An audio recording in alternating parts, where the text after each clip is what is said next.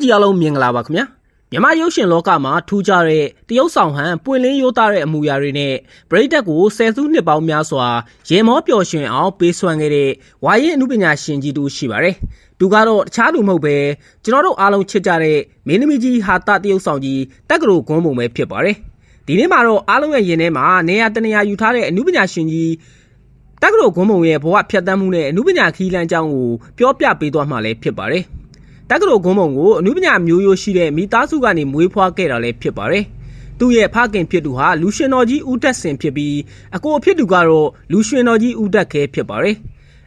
အနုပညာသွေးအပြည့်အဝပါတဲ့မိသားစုကနေကြီးပြင်းလာခဲ့ပြီးတက္ကသိုလ်ပညာရွက်တွေကိုသင်ယူနေစဉ်အချိန်ကလေးကအနုပညာအလုပ်တွေကိုစတင်လုပ်ကင်ခဲ့တာကြောင့်တက္ကသိုလ်ဂွန်းပုံဆိုတဲ့နာမည်နဲ့ပရိသတ်တွေစတင်သတိထားမိလာခဲ့တာလည်းဖြစ်ပါတယ်။တက္ကသိုလ်ဂွန်းပုံဟာမြန်မာဗီဒီယိုခေတ်ဦးပိုင်းကဇာတ်ကားပေါင်းရာနဲ့ချီပြီးပါဝင်တရုတ်ဆောင်ခဲ့သူလည်းဖြစ်ပါတယ်။သူဟာတာတရုတ်ဆောင်သူဖြစ်လူသိများပေမဲ့လိုအပ်ရင်လိုအပ်တယ်လို့ဒရမာအငိုအလှိုင်းခန့်တွေ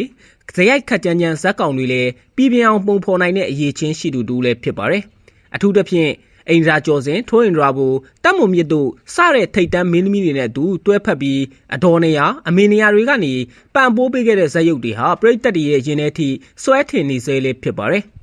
အမေကတစ်ဖက်မေယားကတစ်ဖက်ကြားထဲမှာညက်နေတဲ့သားမိခံတွေရက်ွက်ထဲကဆက်စုတက်တဲ့အတော်ကြီးနေရာတွေမှာတို့ဂွန်းမုံတရုတ်ဆောင်ပြီဆိုရင်ရဲလဲရဲရလို့အသက်လဲပါလွန်လှတာလည်းဖြစ်ပါတယ်အချိန်တွေကုံလွန်လာတာနဲ့မျှ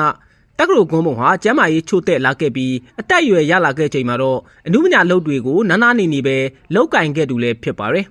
ဒါပေမဲ့သူကွယ်လွန်သွားခဲ့တဲ့အချိန်ထိမြမအနုပညာလောကအပေါ်ထားရှိခဲ့တဲ့သူ့ရဲ့အချစ်နဲ့စေနာတွေကတော့ဘယ်တော့မှပြောင်းလဲသွားခဲ့မှာမဟုတ်ပါဘူး။သူကွယ်လွန်သွားခဲ့ပြီဖြစ်ပေမဲ့သူချန်ထားခဲ့တဲ့ရုပ်ရှင်တွေဗီဒီယိုတွေနဲ့ပရိသတ်ကိုပေးခဲ့တဲ့အပြုံးတွေကတော့မြမဗီဒီယိုတွေရဲ့ရင်ထဲမှာဘယ်တော့မှမှေးမိန်သွားတော့မှာမဟုတ်ပါဘူး။ဒီနေ့မှာတော့မိမိရဲ့အနုပညာနဲ့ပရိသတ်ကိုတက်လုံးဖျော်ပြပေးခဲ့တဲ့ဝါရင်အနုပညာရှင်ကြီးတက္ကသိုလ်ဂွန်းမုံရဲ့ဘဝအကြောင်းကိုတင်ဆက်ပေးခဲ့တာလည်းဖြစ်ပါတယ်။နားဆင်ပေးခဲ့ကြတဲ့ပရိသတ်တူတယောက်ချင်းစီတိုင်းကိုလည်းအထူးပဲကျေးဇူးတင်ရှိပါတယ်ခင်ဗျာ။